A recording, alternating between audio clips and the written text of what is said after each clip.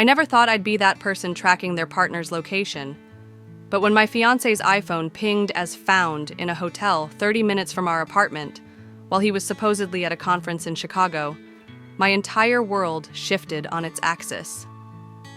What followed was the most surreal 48 hours of my life, ending with me standing silently in a hotel hallway as a woman I'd never met answered his door wearing his favorite Grateful Dead t-shirt, a shirt I had given him, a shirt that had meaning to us. Or at least I thought it did. Let me start from the beginning. The relationship we had, or thought we had, Ryan, 34M, and I, 32F, met 4 years ago at a charity gala for children's literacy. I was helping organize the event through my marketing firm, and he was there representing his pharmaceutical company, which had donated a significant amount. Our eyes met across the silent auction tables, and it was one of those moments that seemed too perfect to be real, like something from a movie I would typically roll my eyes at. "You keep outbidding me," he said, sidling up with a champagne flute and that crooked smile I would come to adore. I'm starting to take it personally. "Maybe you should," I replied, feeling unusually bold. "Or maybe you should just donate more to the cause and let me have the wine tour package." That banter turned into drinks after the event, which turned into dinner the following week, which evolved into the most secure and loving relationship I'd ever experienced. Ryan was everything I had given up hoping for after a series of disappointing relationships in my 20s. Attentive, communicative, ambitious, without being obsessive, and seemingly devoted to building a life together. Our relationship progressed naturally. We moved in together after a year, adopted our dog Max from a rescue shelter, and established the kind of comfortable routine that feels like a warm blanket. Sunday morning farmers markets where he'd always buy me fresh sunflowers, weekend hikes with Max bounding ahead on the trails, and lazy evenings cooking together while debating the merits of whatever show we were currently binging. The proposal came on our 3rd anniversary during a weekend trip to the small coastal town where we'd had our first overnight trip. Nothing flashy or public, just the two of us on a secluded stretch of beach at sunset, with Ryan nervously fumbling the ring box from his pocket. I said yes before he even finished asking. We set the date for September, just 5 months from now. The venue deposits were paid, save the dates sent to 175 guests, and I'd even had my first dress fitting. Ryan works in pharmaceutical sales, which means frequent travel, something I'd always supported despite missing him during his absences. His career was taking off, with a major promotion last year that put him in charge of regional accounts throughout the Midwest. The promotion meant more travel, but also a significant salary increase that allowed us to finally buy the craftsman-style house we'd been saving for. "It's a lot of time away now," he'd said when considering the promotion. "But in a few years I'll have more control over my schedule. Perfect timing for when we think about starting a family." We had discussed children, agreeing we wanted 2, hopefully close in age. We had even converted one of the bedrooms in our new house into a home office that could eventually be transformed into a nursery when the time comes. Everything was planned, mapped out, accounted for. I thought we were solid. I thought we were happy. I thought I knew the man I was going to marry. I was catastrophically wrong on all counts. The week, everything changed. Last week started normally. Ryan was preparing for a 4-day pharmaceutical conference in Chicago, a major industry event he attended annually. The routine was familiar. I helped him pack, made sure his dress shirts were properly laundered, and even slipped a handwritten note into his toiletry bag as a surprise for when he unpacked. "I've got back-to-back sessions most days," he told me as he checked his itinerary Sunday night. "The new product launch is the focus, so I'll probably be stuck in working dinners most nights." "Just make sure you're getting enough sleep," I said, leaning over to kiss his cheek, "and text me when you can." Monday morning, I drove him to the airport for his 8 a.m. flight.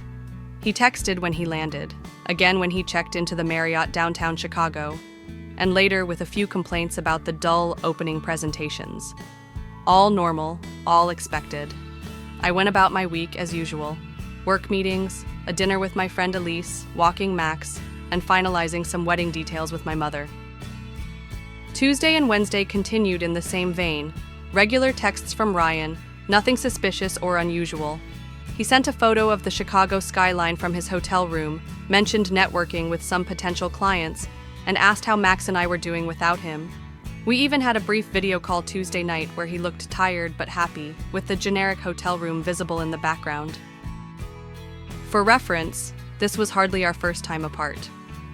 In our 4 years together, Ryan's work had taken him away for hundreds of nights. I had never once worried about his fidelity or honesty during these trips, not once. There had never been a reason to doubt him. Until Thursday morning, when everything unraveled with a single notification. The notification that changed everything. I was working from home that day, sitting at our kitchen island with my laptop, halfway through a client presentation draft when my MacBook chimed with that distinctive sound. Ding. A small notification appeared in the corner of my screen. Ryan's iPhone has been located. This wasn't entirely unusual. Our Apple devices were linked through a family sharing plan, and occasionally we would get these notifications. What caught my attention was the map that appeared when I clicked it, showing Ryan's phone at the Westwood Hotel. Not in Chicago, but right here in Phoenix, barely 30 minutes from our house. My first thought was confusion, not suspicion. Had he come home early without telling me? Was his phone stolen? Was this some kind of glitch in the location services? I texted him casually, "How's the conference going today?" His response came 5 minutes later. "Brutal. Just sat through a 2-hour presentation on regulatory changes. Kill me now. Miss you." I stared at his message, my heart suddenly pounding against my ribs. He was lying, blatantly, confidently lying. "Anything interesting happen?" I texted back, keeping my tone light. "Nothing worth reporting. How's your day going? Did Max behave on his walk this morning?" Another lie. More casual deception delivered so smoothly, I would never have questioned it had I not seen that location notification. I felt physically ill, my skin clammy as I tried to process what was happening. For 20 minutes, I sat frozen at our kitchen island, staring alternately at his texts and the location marker still showing his phone at the Westwood. My mind scrambled to construct innocent explanations. Maybe he forgot his phone when he left for Chicago? But no, he had been texting me from his number all week. Maybe someone stole his phone in Chicago and brought it back to Phoenix? But that made no sense, and he had just texted me from that device. Maybe he had lent his phone to a colleague who brought it back to Phoenix? But why would he do that? And why lie about being in Chicago if there was an innocent explanation? The sickening realization settled over me like a heavy blanket. Ryan was in Phoenix, not Chicago, and he was actively lying about it. I decided to call his phone. If there was some bizarre explanation, this would force it out into the open. The call rang several times before going to voicemail. I called again. Same result. My hands were shaking so badly I could barely hold my phone. I called a third time, and this time it went straight to voicemail. He had declined the call or turned off his phone. Something inside me hardened in that moment. The confusion and disbelief crystallized into a cold determination to uncover the truth, whatever it might be. I looked down at myself. I was wearing faded yoga pants and an old university sweatshirt, my hair thrown up in a messy bun for my work-from-home day. Without conscious thought, I found myself moving to our bedroom, changing into jeans and a simple blouse, applying minimal makeup and grabbing my car keys. The entire time, a surreal detachment had settled over me.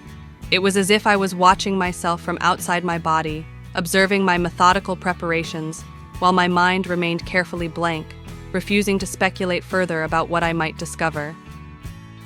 Before leaving, I took a screenshot of the location notification and sent it to my best friend Megan with the text. "Ryan is supposed to be in Chicago. His phone is showing at the Westwood Hotel here in Phoenix. I'm going there now. If you don't hear from me in 2 hours, call me." She responded immediately. "Wait, what? Are you sure that's a good idea? Do you want me to come with you?" "No," I replied. "I need to do this alone." And with that, I got in my car and drove toward the hotel, toward a truth I wasn't prepared to face. The drive and arrival. The 30-minute drive to the Westwood Hotel remains a blur in my memory. I remember gripping the steering wheel so tightly my knuckles turned white. I remember the absurdity of the radio playing upbeat pop songs that felt like they were broadcasting from another dimension. I remember rehearsing what I might say when I arrived, scenarios spinning through my mind like a grotesque carousel. Phoenix traffic crawled along the freeway, each delay increasing my anxiety. What if the location changed while I was en route? What if this brief window of opportunity to discover the truth closed before I arrived? I checked my phone at a red light. The location marker still showed Ryan's phone at the Westwood. I also had 3 missed calls from him. No voicemails, no texts, just calls that came after I had left the house. Apparently, he had turned his phone back on. The Westwood Hotel is upscale without being ostentatious, a popular venue for business travelers and the occasional luxury weekend getaway. Ryan and I had actually attended a wedding reception there 2 years earlier. I remembered complimenting the elegant lobby and Ryan commenting that their rooms were overpriced for what you got. Apparently, his opinion had changed. I pulled into the hotel parking garage and sat in my car for several long minutes, trying to calm my racing heart. What exactly was I doing? Storming into a hotel to confront my fiancé? This wasn't me. I had never been the jealous type, never the kind of person to check phones or track locations. But then again, I had never had reason to doubt before. And this wasn't jealousy. This was responding to concrete evidence of deception. I checked the location once more before getting out of my car. Ryan's phone now showed as location unavailable. He had either turned off his location services or his phone. But it was too late. I knew where he was, and I wasn't leaving without answers. The lobby was just as I remembered. Marble floors, elegantly arranged seating areas, a bar off to one side already filling with early afternoon patrons. I approached the front desk, where a young man in a crisp uniform greeted me with a professional smile. "Welcome to the Westwood. How may I assist you today?" I had rehearsed this moment during the drive. "Hi, I'm supposed to meet my fiancé, Ryan Matthews. He mentioned he was staying here, but I forgot what room he said. Could you let me know his room number, please?" The concierge's fingers hovered over his keyboard. "May I see your ID, please?" I hadn't anticipated this request. "I'm not checking in, just meeting him. Is the ID necessary?" "I'm afraid we can't provide guest information without verification," he explained apologetically. I felt panic rising, so close yet thwarted by hotel security protocols. Then a different approach occurred to me. "Actually, could you just call up to his room? Ryan Matthews, let him know his fiancé is here." This seemed reasonable enough to the concierge. He nodded and picked up a phone. "Certainly, one moment please." I held my breath as he dialed. Would Ryan answer? Would he make an excuse? Would he refuse to come down? "Mr. Matthews, I have your fiancé here in the lobby." A pause. "Yes, sir. I'll let her know." He hung up and smiled at me. "Mr. Matthews says he'll be right down. You're welcome to wait in our lobby seating area." "Thank you," I managed, moving to a cluster of chairs with a direct view of the elevators. Minutes ticked by like hours.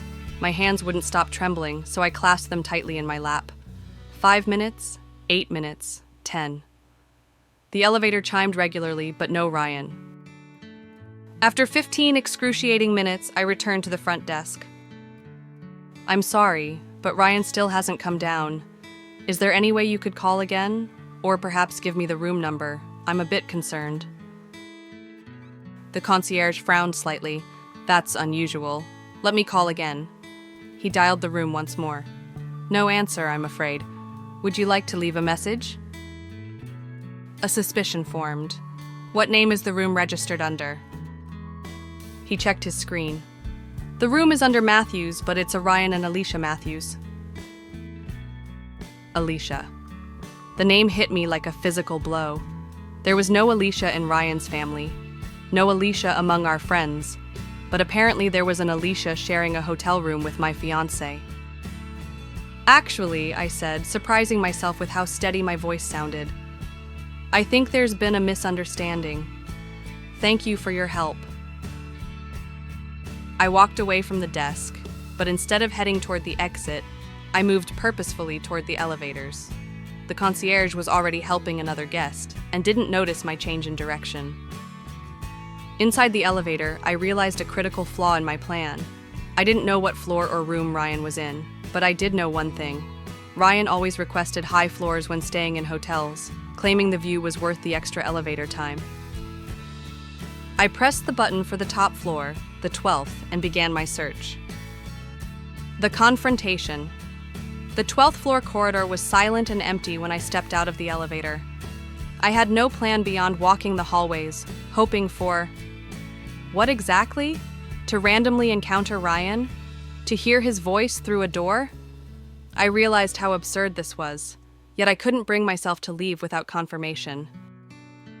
I had completed nearly a full circuit of the floor when the elevator chimed again. Instinctively, I ducked around a corner, then cautiously peered back to see who had arrived. It was Ryan. My fiancé, who was supposed to be in Chicago, was walking down the hallway in sweatpants and a t-shirt, carrying an ice bucket. He looked completely at ease, casually domestic in a way that suggested familiarity with these surroundings. I stepped into the hallway, my heart pounding so loudly I was certain he would hear it. "Ryan!" He froze mid-step, the ice bucket nearly slipping from his suddenly limp fingers.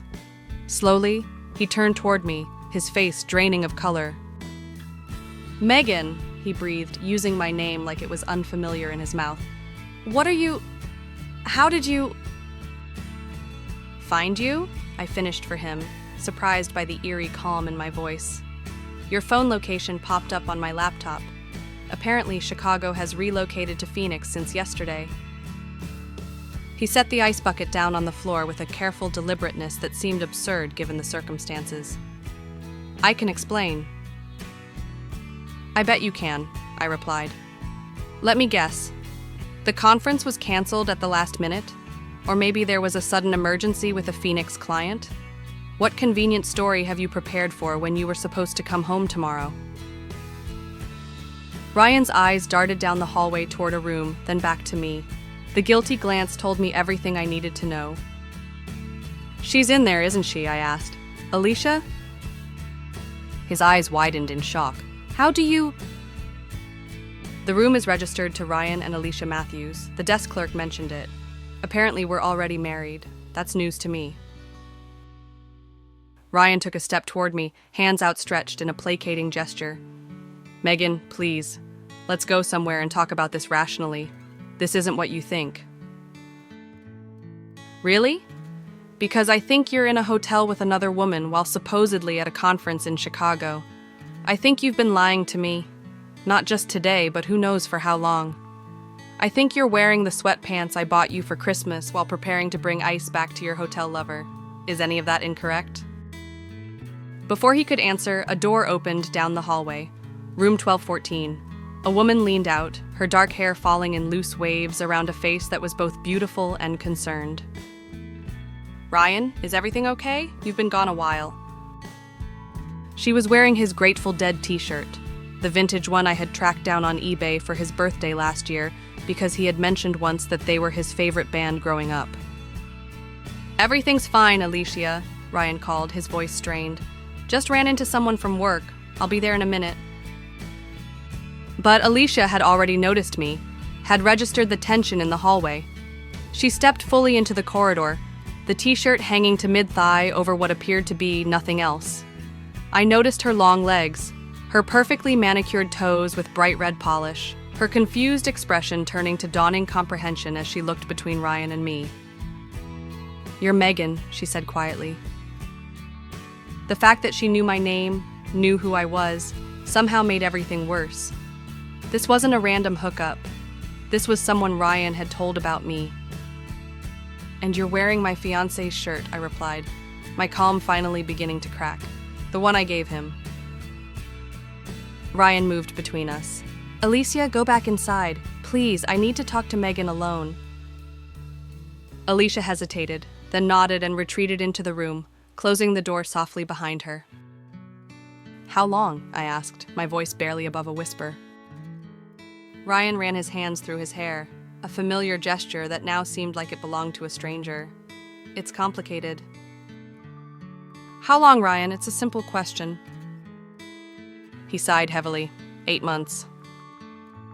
8 months, 2/3 of a year, while we were planning our wedding, while we were picking out china patterns and discussing how many children we wanted. 8 months of lies.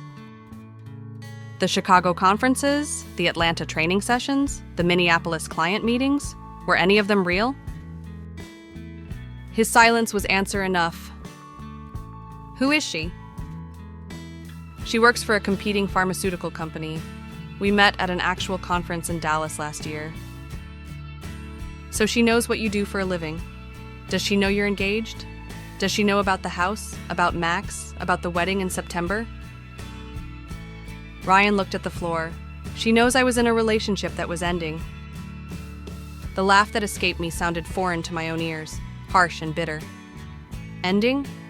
We sent save the dates 3 weeks ago. I had a dress fitting last Thursday.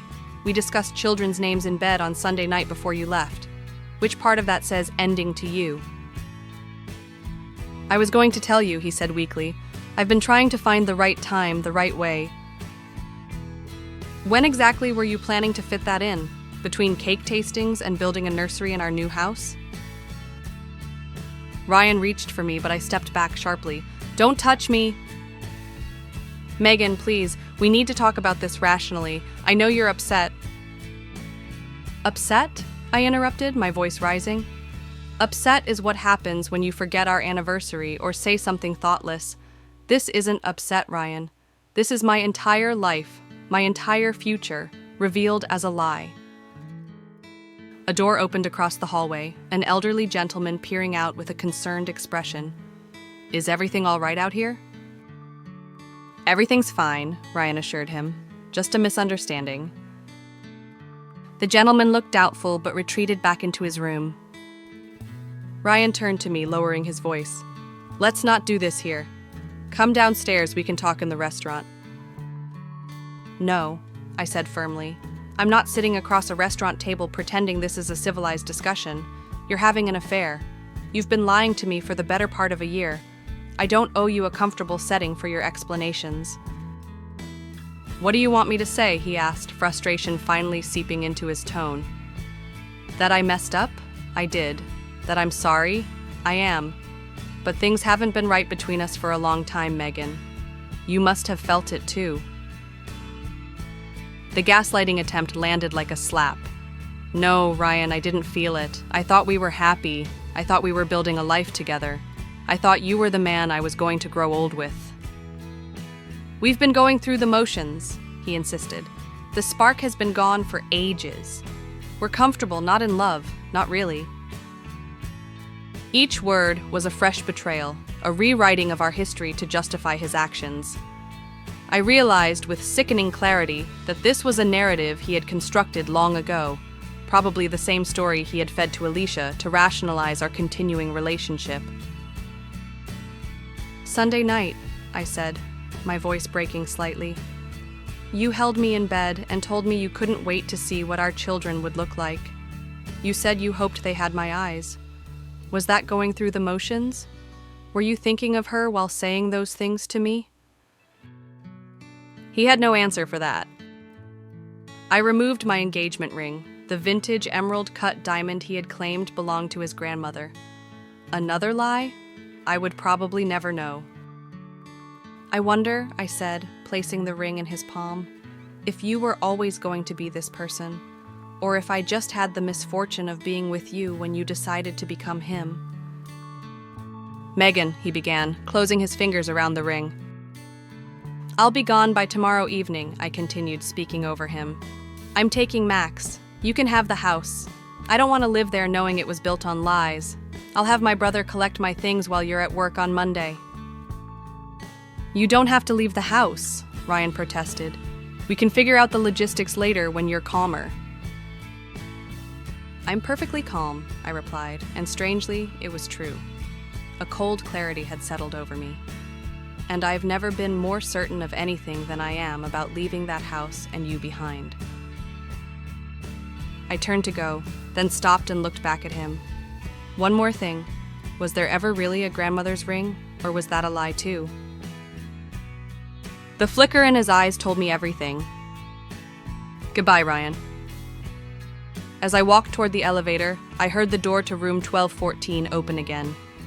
I didn't look back to see if it was Alicia emerging or Ryan retreating into the room they shared. Either way, I had seen enough.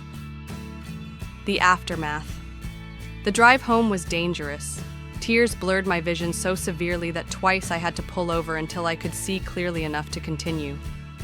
I called Megan from a gas station parking lot, my words barely coherent through sobs. "I'm coming to get you," she said immediately. "Text me where you are." 20 minutes later, she arrived with her husband, Jeff. She took one look at my face and enveloped me in a hug while Jeff asked for my keys. "I'll drive your car back," he said gently. "You go with Megan."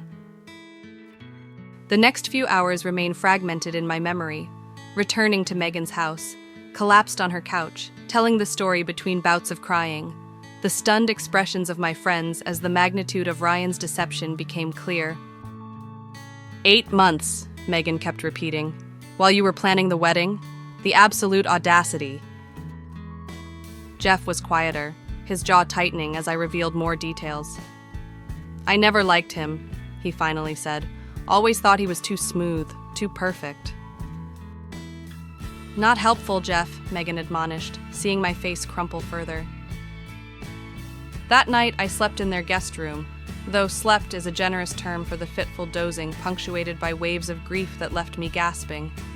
By morning, my eyes were so swollen I could barely see, my throat raw from crying. Ryan had called 17 times and left 9 voicemails, each more desperate than the last. I listened to the first one. "Megan, please call me back. We need to talk about this, what you saw. It's not what you think. I mean, it is, but it's complicated. I never meant to hurt you. Please call me. I love you." I deleted it and all the others without listening further, then I blocked his number. The next days passed in a blur of logistical necessities. My brother Colin and his friends moved my essential belongings from the house while Ryan was at work, as promised. I stayed with Megan and Jeff temporarily while searching for an apartment.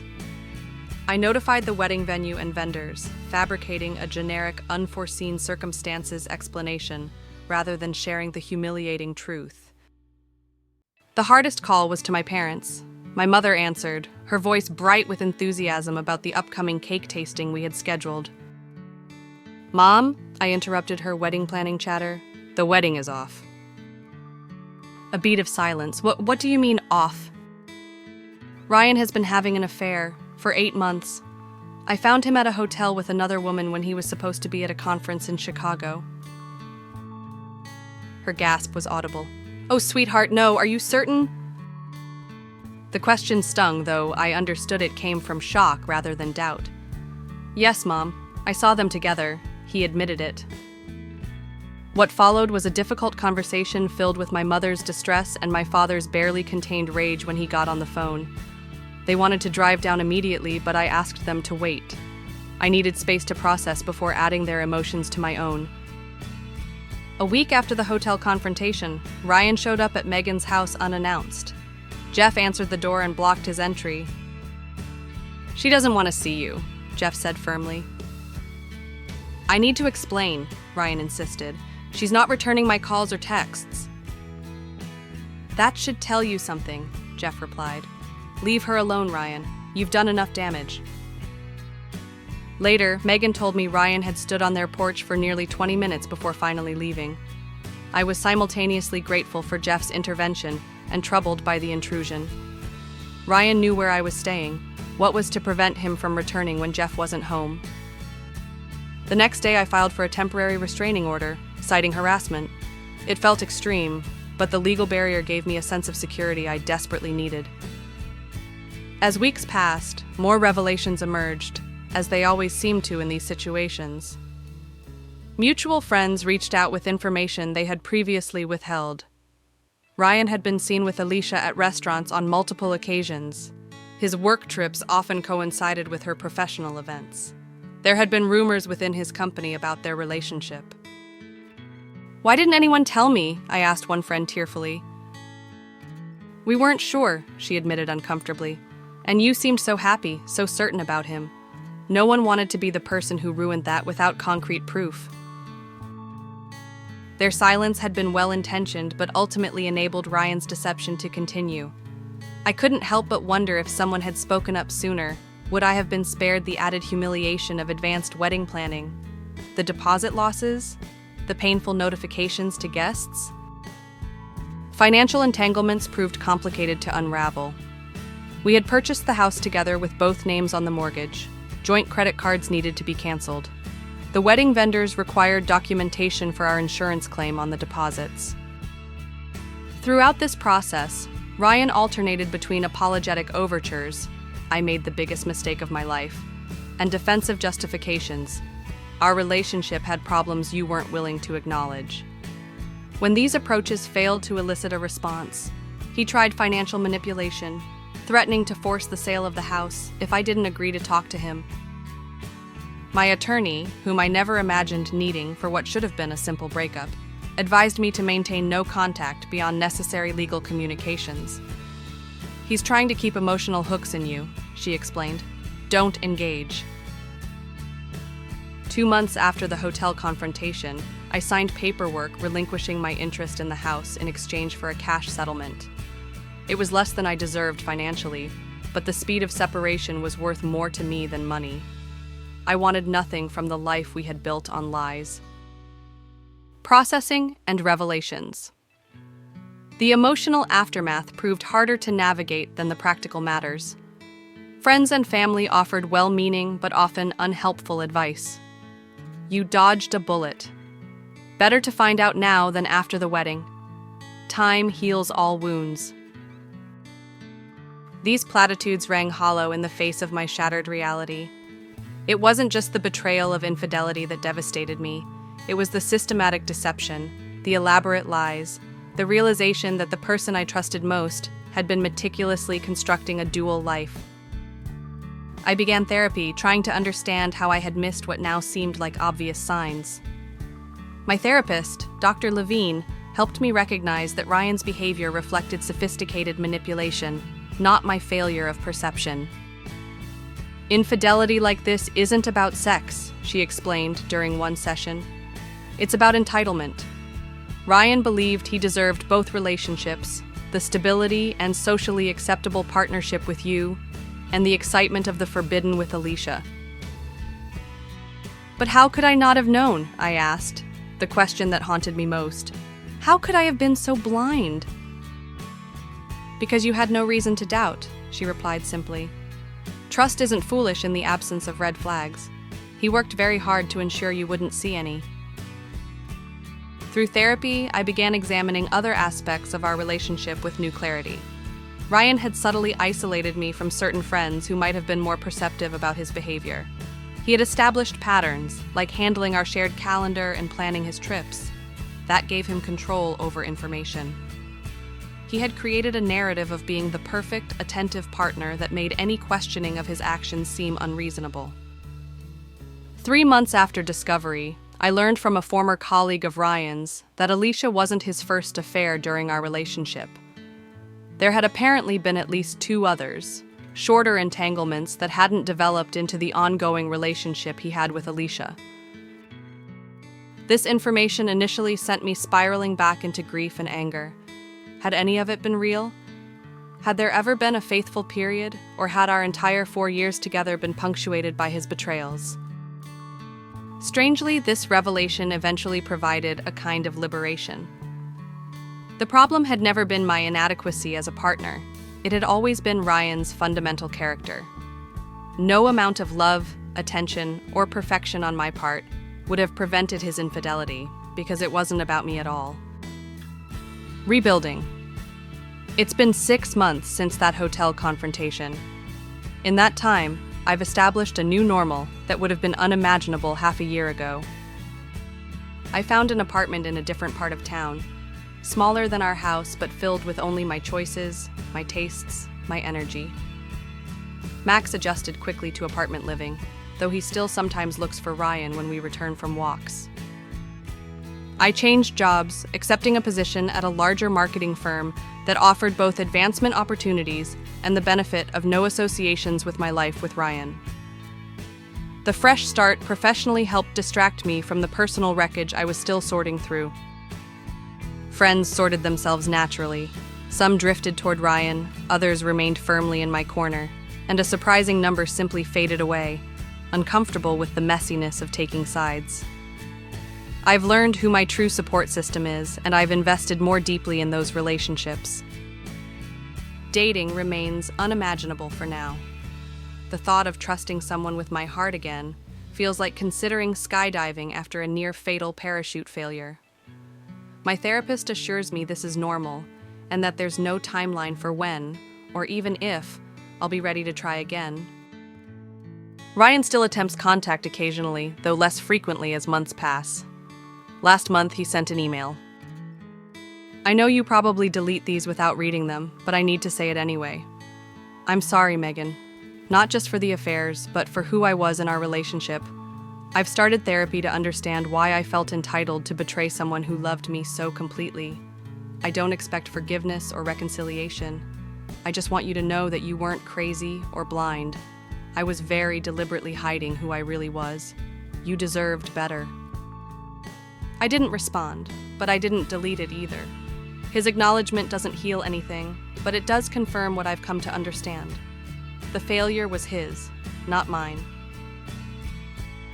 Last week, I ran into Alicia at a grocery store, an encounter I had dreaded but knew was statistically inevitable in a city where we clearly frequented the same areas.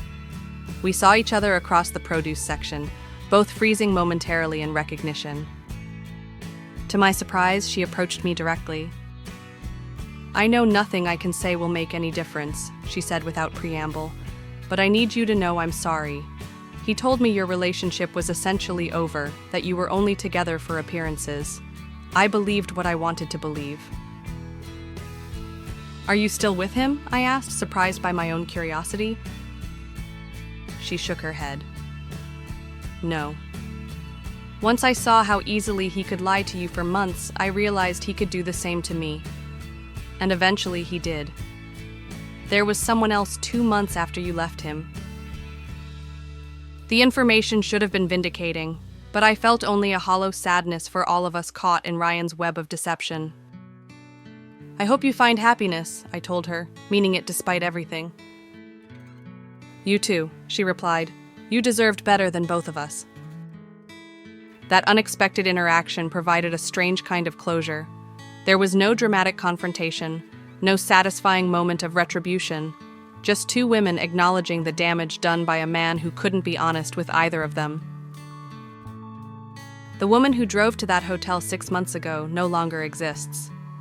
She died in that hallway, watching her fiancé scramble for excuses while another woman wore her gift.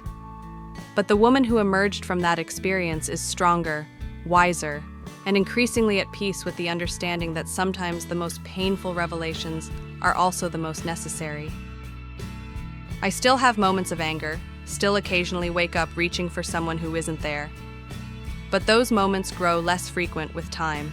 What remains constant is a deepening appreciation for truth, even painful truth, over comforting lies.